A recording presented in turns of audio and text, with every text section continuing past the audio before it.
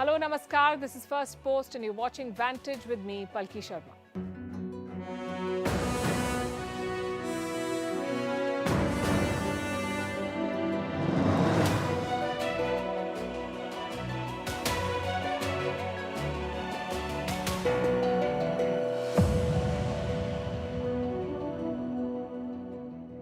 Happy Holi to all those of you who are celebrating, and happy Women's Day. There's a lot to celebrate and even more to work on. Tonight on the show, we bring you the latest twist in the Nord Stream saga. After blaming Russia and then America for blowing up the gas pipelines, Western reports now blame Ukraine. We'll bring you the latest findings. Also a report on Chinese spies in space and what South Korea and Japan are doing to counter them. Plus one more sex scandal in the Roman Catholic Church. This one casts a shadow on the record of Pope John Paul II. Though frankly, we're losing count of the number of cases of pedophilia in the church and the many cover-ups.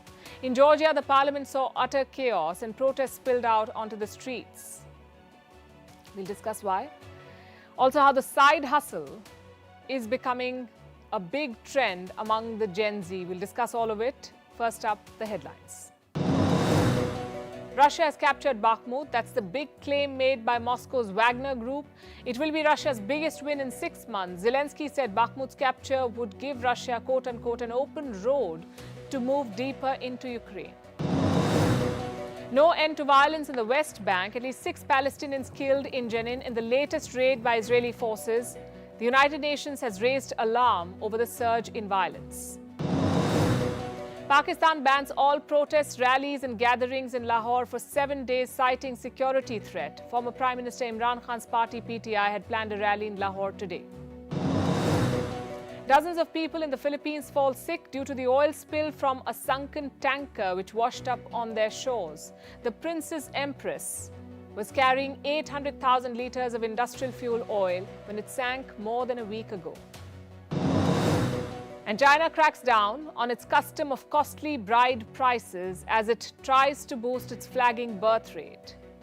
Betrothal gift, or Kylie, is a tradition where the groom-to-be pays a bride price to the woman's family. The thing with news is it's not usually good. As much as we try to look for positive stories, the scary, chaotic developments in our world tend to take over. They seem more pressing, so we pick them. Today, we want to consciously make an exception. We're not starting with war or politics or another prediction of apocalypse. We are starting with colors. The festival of Holi was celebrated today. A happy Holi to all of you. This festival has many stories. The most popular one is this. A king called Hiranyakashipu had a gift from God. He could be killed neither by a human being nor an animal, neither indoors nor outdoors, neither at day nor at night, neither by projectiles nor handheld weapons, not on land, in water or in the air. So the king thought that he was invincible. His son Prahlad disagreed. The king tried to have him killed by tricking him into sitting in a pyre. Prahlad survived and Lord Vishnu appeared in the form of Narsimha, half human, half lion. He took the king at a doorstep, neither indoors nor outdoors, placed him on his lap, not on land, water or air, and killed him with lion claws, not weapons. Holi is celebrated with a bonfire and colors to mark the victory of good over evil. Here's a slice of the celebration. Happy Holi!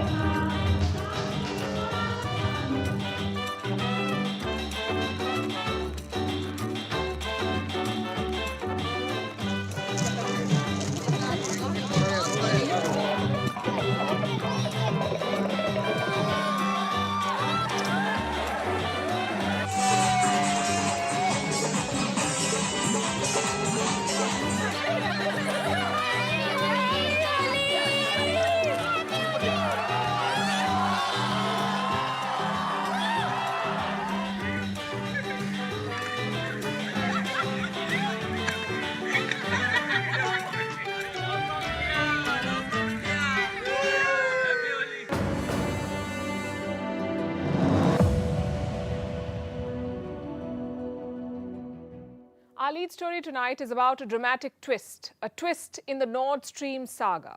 Remember the gas pipelines to Europe that were blown up last year? Those were Nord Stream. Turns out there could be a Ukrainian hand. That's the latest Western theory. There are new intelligence assessments. They talk about a Ukrainian angle. So did Ukraine sabotage the Nord Stream? The Western press has published a series of reports today. The first one is an American assessment. The second one is German. Both have the same working theory. They say a pro-Ukrainian group sabotaged the Nord Stream. And what is the Nord Stream? They're basically Russian gas pipelines. They used to be Europe's lifeline.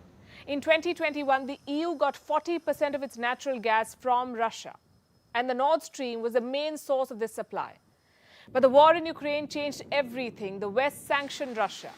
Russia hit back at the West by using these pipelines as leverage. And bit by bit, it turned off the gas taps. The Nord Stream is basically two pipelines, the Nord Stream 1 and 2. The first one saw the steady cut in Russian supplies, and the second one was never operationalized. In September last year, both these pipelines were blown up, Nord Stream 1 and 2. And since then, there have been multiple reports on who could be behind this. Many assessments, but no definitive answers. Let's tell you about the latest intelligence. First, the American assessment. What does it say? Well, not very much. There are just two important takeaways. Number one, a pro-Ukrainian sabotage group was behind the attack. And number two, the group is an opponent of the Russian president. That's all that the Americans are willing to say at the moment. But a report by a German newspaper goes deeper. It follows the same theory that a pro-Ukrainian sabotage group could have done this. But beyond that, this German report gives some operational details. It says the attack was carried out by a team of 6, a captain, 2 divers, 2 diving assistants, all of them were men, and the 6th member was a woman, a doctor. Were these Ukrainian citizens? We cannot say for sure. Reports say the saboteurs carried forged passports. And how was the operation conducted? They rented a boat, a yacht. They got it from a Poland-based company. This company has Ukrainian owners. From there, the story is quite predictable. The saboteurs boarded the boat. They sailed to the Nord Stream pipelines. They planted the bombs, and then they blew up the pipelines. It's not yet clear if this was a remote detonation. But the bigger question here is, who ordered this operation? Was Kiev the mastermind? Was this a covert operation by Ukraine? Or were the saboteurs acting on their own? So far, no link with the Zelensky government has been established. There is no evidence to suggest that Zelensky or his top lieutenants were involved in this operation. But we do have a statement from Kiev. An advisor of Zelensky called these reports a conspiracy theory. In fact, let me quote from what he said. Ukraine has nothing to do with the Baltic Sea mishap and has no information about pro-Ukrainian sabotage groups. For me, it's a little bit strange story because this story is nothing with us. And I think that investigation of official authorities will describe every details, because it's like a compliment for our special forces, but this is not our activity. What about Russia? What has Russia said about these reports? Well, Russia too has dismissed them. It has called them a coordinated attempt to rig the news. Russia says it was the US that sabotaged the Nord Stream. And on what basis is Russia saying this? On the basis of a report that came out last month. We told you about it. An investigation by American journalist Seymour Hersh. He said the US had ordered the sabotage. Now, this is an award-winning journalist we're talking about who has exposed American governments in the past as well. But this report, the latest one, was buried by the mainstream media in the West. Now, experts say his claims are not credible. They say the report lacks specifics. And since we cannot independently verify either claim, we're reporting both. And also the latest assessment that puts Ukraine in the dock. Which also brings us to the question, is Ukraine capable of carrying out such an operation on its own? Because if you go by the latest operational details, it would have taken another level of sophistication to pull this off. Fake passports, concealed identities, an operation that left virtually no fingerprints at the scene of the crime. And this was a pretty big attack. The pipelines were blown up almost 6 months ago. In 6 months, the world has hopped from one theory to another. First, the Russians were blamed, then the Americans were blamed, and now it's the Ukrainians. Honestly, you cannot put it past any of these, including Ukraine. During the course of this war, Ukraine has conducted some very ambitious operations, like blowing up a key Russian bridge in Crimea. This happened in October last year. The Ukrainians blew up the Crimean bridge. It was the only direct link between Russia and Crimea. And in recent weeks, they made more bold attempts, like the attempted assassination of a Russian billionaire. His name is Konstantin Malofeev. He's an ally of Putin. There was an attempt on his life. Guess who the Russians blamed for it? Ukrainian saboteurs. It's a group called the Russian Volunteer Corps. And this name has been doing the rounds lately. It came up again last week. Russia reported a cross-border attack. Saboteurs crossed into Western Russia. They attacked Russian villages. And Moscow blamed the Russian Volunteer Corps for this. Ukraine has said nothing about it. So what is this group? Who are these people? The Russian Volunteer Corps. Going by one report, this is a volunteer formation in the armed forces of Ukraine. That's all we know at the moment. No proof of their ties with the Ukrainian military. This is what reports say, that they are linked. Irrespective, one thing is quite clear. The Ukrainians are capable of carrying out sophisticated operations. Now the question is, will the West take this up with Kiev? Because for Europe, the sabotage came at a huge cost. Consider what the EU chief Ursula von der Leyen said in September last year. She called the attack sabotage and threatened the strongest possible response. Those were her words, the strongest possible response. But that was when it was believed to be Russia's doing. Now, with Ukraine and America also being questioned, how far will Europe go to push for answers? We'll be tracking this story for you. And talking about covert operations, China has launched a new spy mission. It is snooping on the world from space. Now, this is no exaggeration. There is a Chinese satellite in space, a lot of Chinese satellites, but this one can eavesdrop.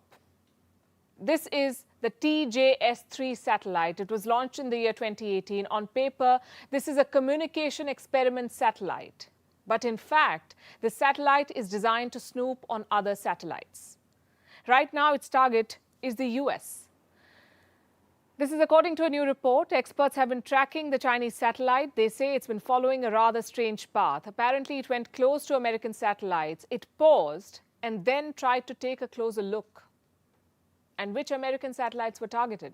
The report names two of them, the USA 233 and the USA 298. Do you know what's common between the two?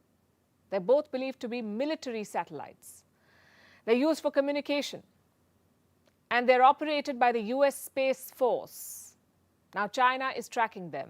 And it could be targeting Australia too. In fact, Canberra has issued a warning. It says China is increasing its satellite surveillance. Listen to what an Australian official said. I think people just do not realize that every day we are being listened to and surveilled by Chinese satellites that are only 100 to 200 kilometers above our heads. And China is launching hundreds of them a year, and we are seeing more and more of that activity. So Australia wants to arm itself. It wants to acquire what is called soft kill technology. Now, what is soft kill technology? It is technology used to destroy enemy satellites without creating any dangerous debris, hence the name soft kill. Australia also wants to develop more electronic warfare capabilities, something that can disrupt and disable satellites. This technology is not yet commercially available. Australia is looking for an indigenously developed solution. So China now has spies in space too. Is that a first? Certainly not. China has an extensive satellite network. In November 2022, the US released an assessment. It talked about China's satellite fleet, specifically those that can snoop. This fleet has more than 260 satellites, and they have three tasks: intelligence, surveillance, and reconnaissance. This fleet makes the balloons look like the backup option. This is space warfare we're talking about, and China has been at it for a while. Going by one claim, Chinese spy satellites fly over the US every day. They can take pictures, collect radio signals, and other data. And the Indo-Pacific could already be a target. So key players in the region are now trying to catch up, like South Korea. South Korea is building its own space program. It now has about 1,000 personnel. In 2021, South Korea launched its first homegrown rocket. In August last year, it launched a mission to the moon, and this was done with America's help. The next goal is to deploy 8 working satellites. Same with Japan. It is working on its space security. This week, Japan tried to test a new rocket. It's called the H-3. Once ready, it will be Japan's flagship vehicle for satellite launches. The rocket is about 200 feet long. It lifted off on Tuesday morning, but there was a malfunction. Japan had to blow up the rocket. This was to ensure that the wreckage does not threaten any property or people. So this particular launch failed, but Tokyo is not giving up. It will take some time to figure out the cause of this failure or take any measures, and in terms of cost, the burden will also increase. But ultimately, under a normal operational status, which includes considerations of cost, we are still aiming to field an internationally competitive rocket. The space war is heating up. China poses a threat on every front. For South Korea and Japan, there's an added challenge in Pyongyang. They don't want to depend on American surveillance to keep track of their neighbors. They're working on building their own programs and their own tools of deterrence. If you've studied Chinese history, you must have heard about the Battle of Changping. It was perhaps the bloodiest military campaign ever in China. This is from 260 BC. Two of the strongest states, the state of Qin and the state of Zhao, went to war. The fighting went on for over 3 years. Then the Qin cut the food supply of the Zhao. The starving soldiers started killing and eating their comrades. Eventually, they surrendered and close to 400,000 of them were slaughtered. It's particularly gruesome, but the war tactic is not unique. Cutting off supply lines is an old ploy of war. In the past, it was just food and water. Now it's the internet too. And China is giving Taiwan a taste of war. The latest strike has come on Taiwan's Matsu archipelago. It is home to about 13,000 people. For decades, they've lived in the line of fire, barely 30 miles from the Chinese coast. And now they're cut off from the rest of the world. Their internet connection has been cut off. The undersea internet cables have been snapped. 2 Chinese ships are said to be behind this. The operation took all of 6 days. In today's world, when practically everything runs on the internet, this is an act of war. But Taiwan has not officially blamed China yet, and China is pretending that none of this happened.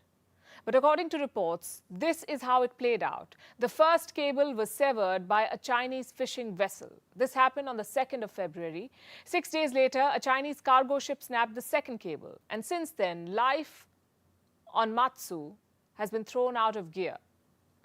People are not being able to make calls. It takes forever for messages to be sent. Delivery services are not functioning, and it's impossible to make online payments. Thankfully, Matsu has been through this before, and it was prepared for such an attack. Apparently, China punishes them all the time. In the past 5 years, Matsu's internet cables have been damaged 27 times. 27 times in 5 years. In 2021 alone, the cables were damaged 5 times. Last year, they took a hit 4 times. But this latest strike is different and more severe because this time, both the main cables have been cut. Matsu has been pushed into digital oblivion. Authorities have put in place a backup system, but it's hardly doing the trick. It can barely keep the essential services going like hospitals, government offices, and military infrastructure. For the common people, there is no relief.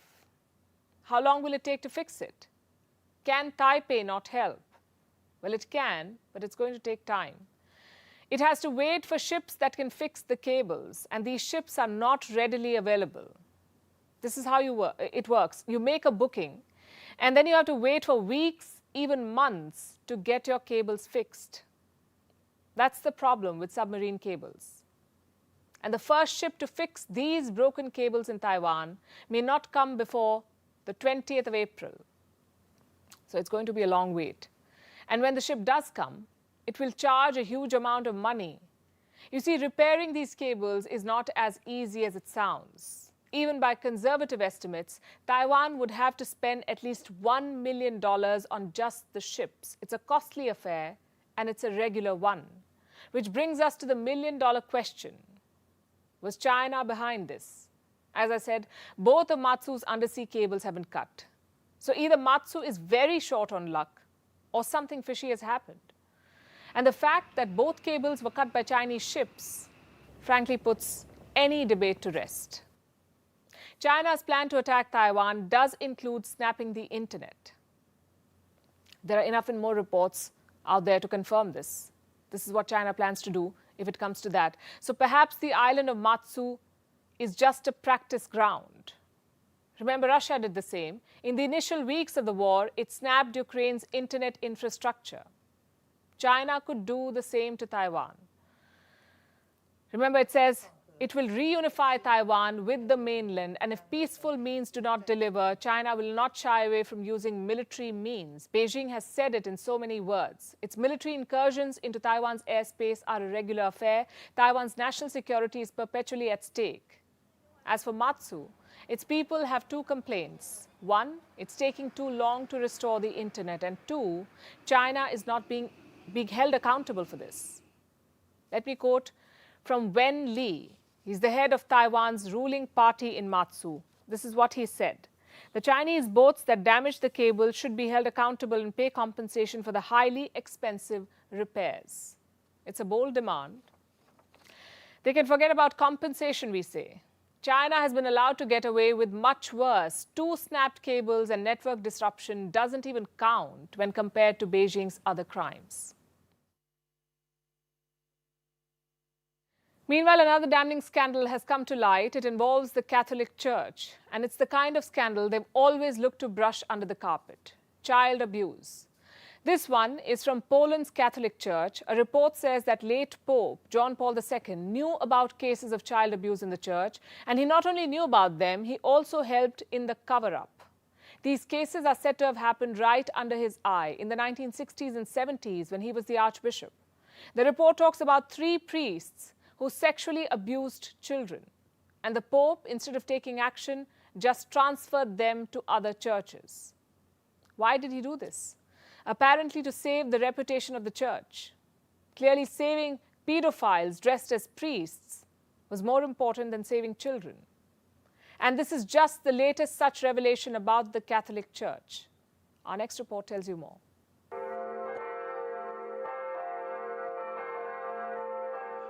The Catholic Church and its dark secrets have made headlines once again. At the forefront of the latest revelation is this man, the late John Paul II. He was the Pope, the head of the Catholic Church. A new report casts a shadow on his legacy. It says he was aware of cases of child abuse in his church, instances where priests reportedly sexually assaulted children behind closed doors. He knew about this, but did not take action. The incidents date back to the 1960s and 70s when he was an archbishop in Poland. The Polish media is reporting this. They cite documents from the country's secret services. The reports mention 3 priests who allegedly committed these acts: Eugenius Sergeant, Joseph Lorank, and Boleslaw Sadus. The number of victims, however, remains unclear. Witnesses say that John Paul II was even told in person about the acts of pedophilia. Apparently, a priest reported these cases in 1973. Despite being in the know, John Paul II didn't take any action against the priests. The reason? He's said to have been worried about the fallout and the damage it would cause to the church's reputation. So instead of taking action, he decided to transfer the priests. John Paul II wrote to the Archbishop of Vienna. He recommended Sadus to his care, and he was packed off to Austria. What he did not mention was that Sadus had abused young boys in Poland. Turned out that he demoralized many young boys, whom he used for sexual matters. It was written in the file of the security service about the priest. There was awareness that these are serious crimes. Reports of these misdoings sent shockwaves. The other 2 priests went on to admit their crimes much later and were convicted. They were sentenced to 3 years in jail, only to have their sentences cut short. The Catholic Church in Poland is a pivotal institution in the country, but its reputation has taken a huge hit in recent years thanks to such scandals. Between January 1990 and June 2018, 382 cases of pedophilia were reported. Between 2018 to 2020, another 368 cases were reported. 186 of them are still under investigation. 38 have been rejected. As for the late John Paul II, this isn't the first skeleton tumbling out of his closet.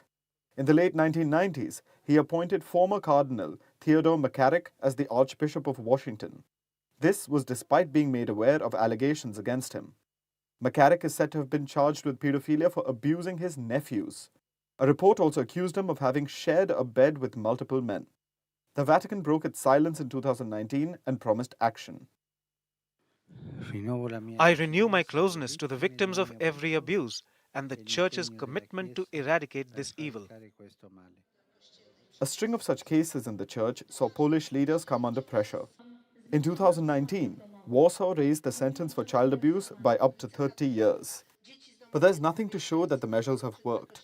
That's because the Church tends to brush cases under the carpet. It doesn't reveal details that hurt its reputation. John Paul II served as the Pope for 25 years. He passed away in 2005 and was canonized as a saint. There's no scope for punishment. The only hope is that these reports will give courage to more victims to speak up. And the Church, struggling to save its reputation, may be forced to clean up its act. Now let's shift attention to India's neighborhood. India and Bangladesh are strengthening their defense ties. New Delhi has made an offer to Dhaka, an offer to jointly produce defense equipment. This week, the Indian envoy to Dhaka delivered a speech. In attendance was the Chief of General Staff of the Bangladesh Army, Lieutenant General Ataul Hakim Sarwar Hassan. New Delhi is opening new doors for Dhaka. It is willing to share Indian arms, even enter into joint production agreements. You see, Bangladesh wants to modernize its military, and India wants to help. It has extended a $500 million credit line for defense agreements. And this is part of a larger trend. Under Prime Minister Modi, India has strengthened its ties with Bangladesh, and defense is an emerging focus of this partnership. This is not just about selling arms to Dhaka.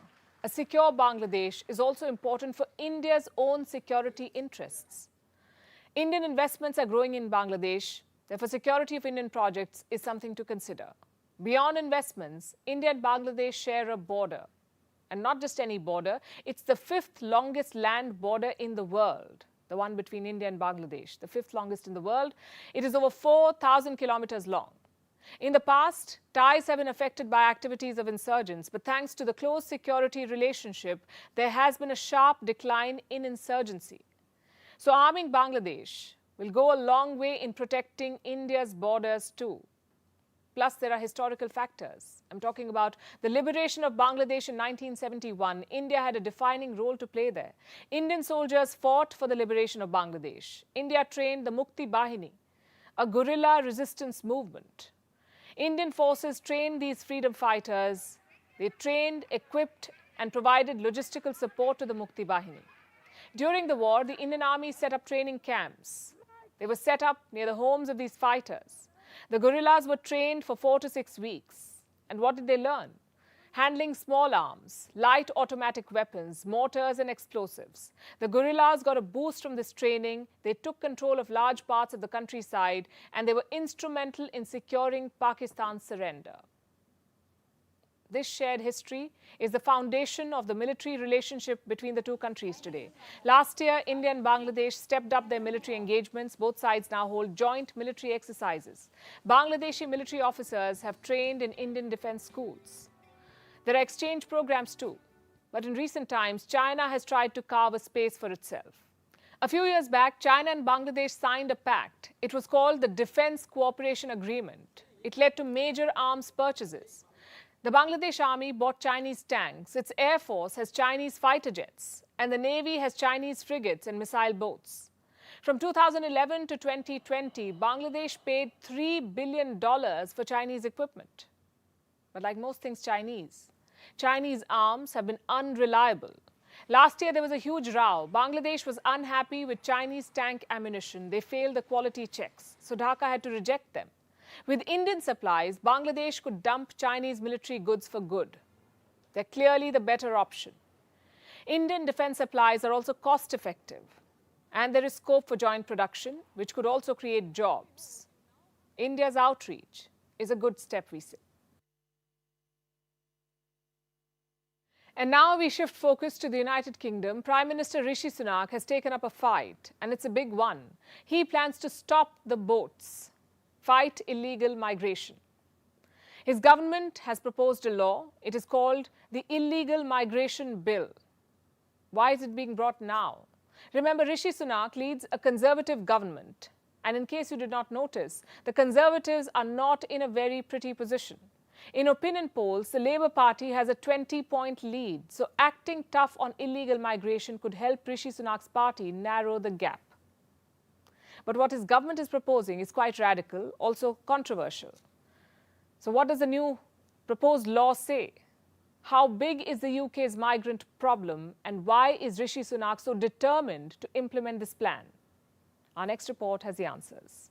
My policy is very simple. Stop the boats. That's the slogan of Rishi Sunak's new law that seeks to end illegal migration into the UK. Details of the law are now public.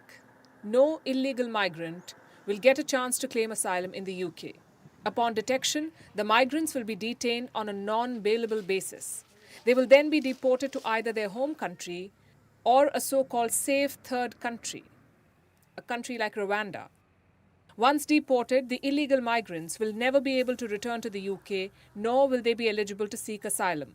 That's why this bill, Britain's proposed law, will grant the country's Home Secretary powers to deport all illegal migrants. Suella Braverman is the current British Home Secretary. She said if this law is not passed, 100 million illegal migrants could qualify for protection in the UK. Prime Minister Rishi Sunak is serious about pushing this bill. He said, if you come to the UK illegally, you cannot claim asylum. You cannot benefit from our modern slavery protections. You cannot make spurious human rights claims. You cannot stay. People must know that if they come here illegally, it will result in their detention and swift removal. Once this happens, and they know it will happen, they will not come and the boats will stop. The proposed law has not gone down well with the United Nations Refugee Agency. It said that it was profoundly concerned by the proposals. The agency also claimed that the law would deny people the right to asylum, no matter how genuine and compelling their case may be. Back in London, the Labour Party is calling the plans a Groundhog Day and a con. Rishi Sunak says he's ready to fight to make sure that the proposed law sees the light of day. He's also confident that his government may win any and all legal battles coming its way. The United Kingdom will hold its general election next year. But what explains the timing? It's a race between Sunak's Conservative Party and the Labour Party. Right now, the Conservatives are trailing. Tackling illegal migration could help narrow the gap. It's been on their agenda for quite some time now, and there is data driving their argument. Last year, the number of applications for asylum in the UK hit a 20-year high. 75,000 people applied for asylum. Over 45,000 people arrived on England shores on small boats. That was 60% higher than the number of people who arrived in 2021. For the Conservatives, small boats now represent a menace which must be put to an end. Rishi Sunak knows the move might reap political dividends, but will it be enough to win the next election? And now let's take a look at what's happening in the country of Georgia. Its citizens have been protesting for days over a controversial new law. The protests came to a head yesterday. Demonstrators tried to storm the parliament building. Molotov cocktails and petrol bombs were thrown at the police. The police hit back with tear gas and water cannons. It was utter chaos. So what is this new law that has left citizens incensed? It says NGOs and media outlets that receive significant foreign funds must declare themselves as foreign agents. Critics say this law is right out of the Kremlin's playbook. Remember, Georgia, a nation of 3.7 million, lies at Russia's border. It's a former Soviet state and the birthplace of the infamous Joseph Stalin. At present, polls say a majority of its citizens dream of joining the EU and NATO. But the new law would pull Georgia away from the West and align it to Russia. This is said to have brought Georgians to the streets. Here's more.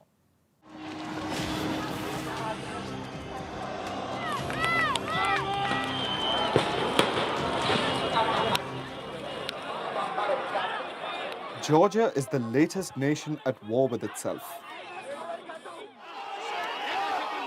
Thousands gathered in the capital, Tbilisi, to protest a controversial new law. They tried to enter Georgia's parliament building, where the government was approving the first draft of the Transparency of Foreign Influence law. The protesters clashed with riot police. The confrontation grew violent. Protesters threw stones, petrol bombs, and even Molotov cocktails at the police. The police in turn hit the demonstrators with water cannons and tear gas. Why did the protests escalate to such a degree? Because Georgians feel the law is inspired by Russia and takes them further away from Europe, and the citizens weren't having it. They applied it without us knowing anything, and right now we're back here to protest it until we don't see any changes about it. And the law is Russian, as we all know. It has been implemented in Russia, it has been implemented in Belarus, and we don't want to be part of ex-Soviet Union. We want to be part of European Union, we want to be pro-West. I came here because I know that my country belongs to Europe, but my government doesn't understand it. And we believe that this is a part of the big play. This is Russia's play. And Putin is facing damage in Ukraine, and they want to gain something here. So we are here to protect our country because we don't want to be part of Russia again. We need to fight against the rights to be European. So here am I, because for my child's future, I prefer to be a part of the European society. First, let's understand the situation in Georgia. It was part of the Soviet Union and gained independence in 1991.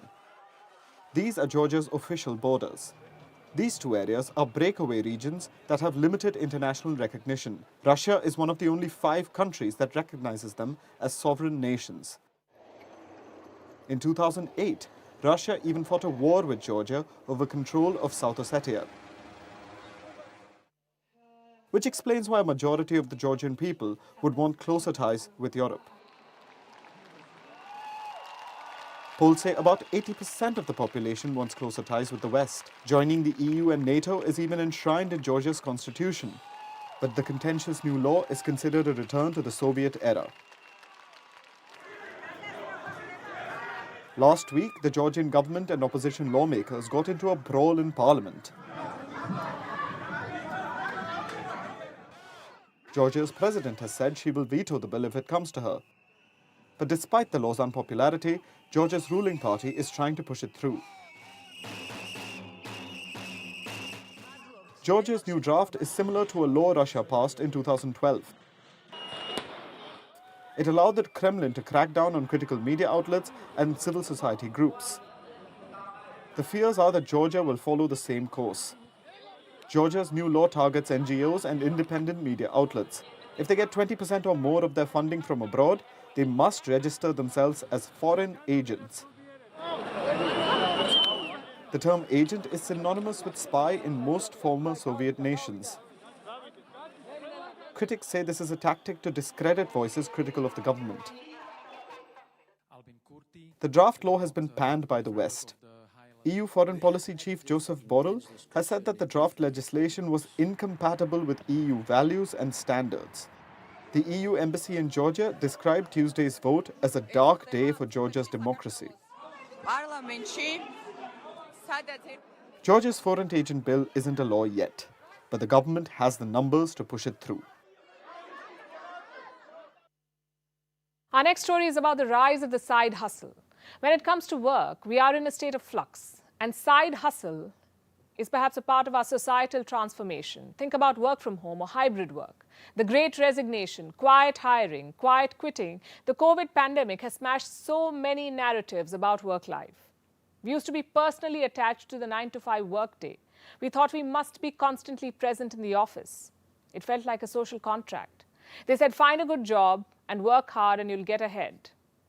Well, if that's indeed the case, why do millions of workers feel so vulnerable today?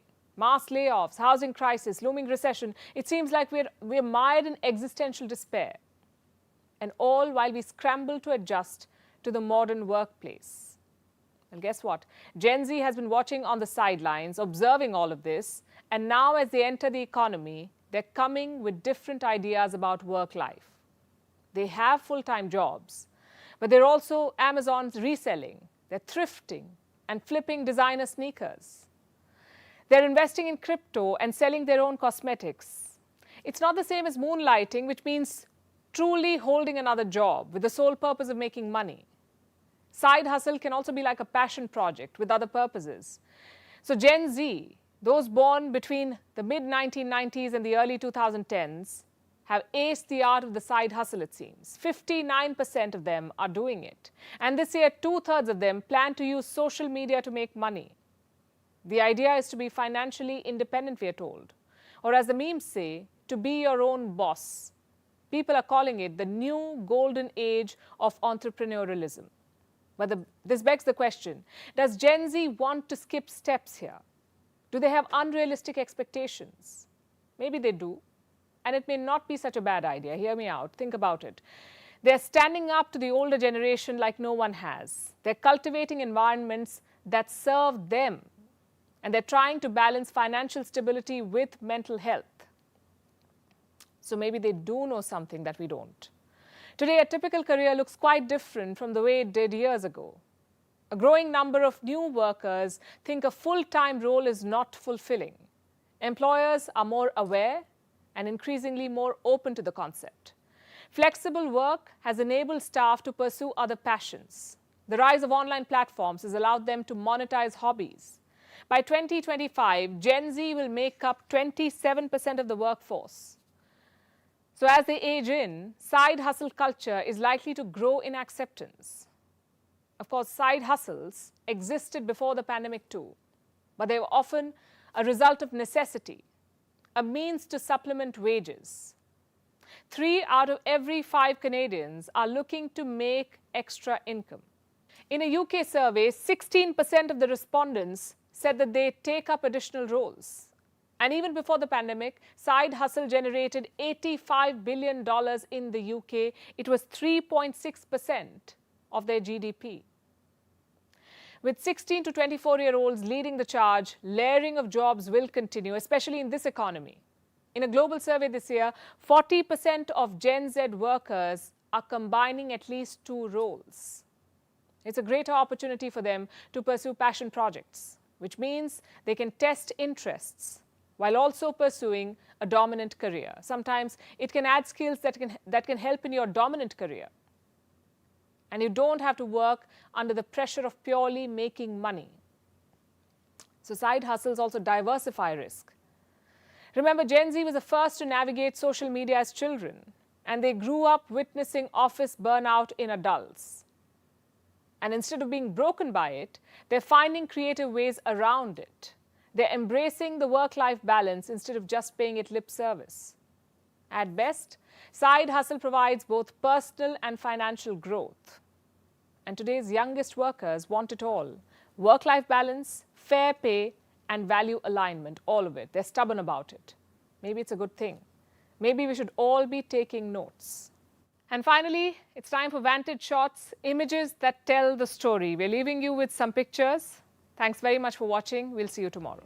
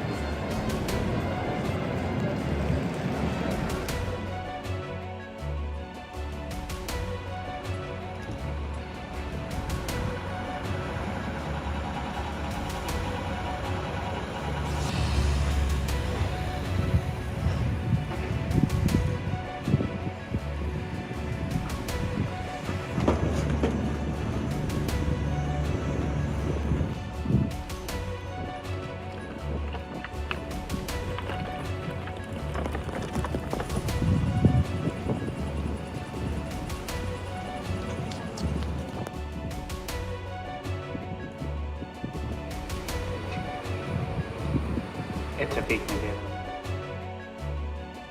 It's so quiet in here. How did I...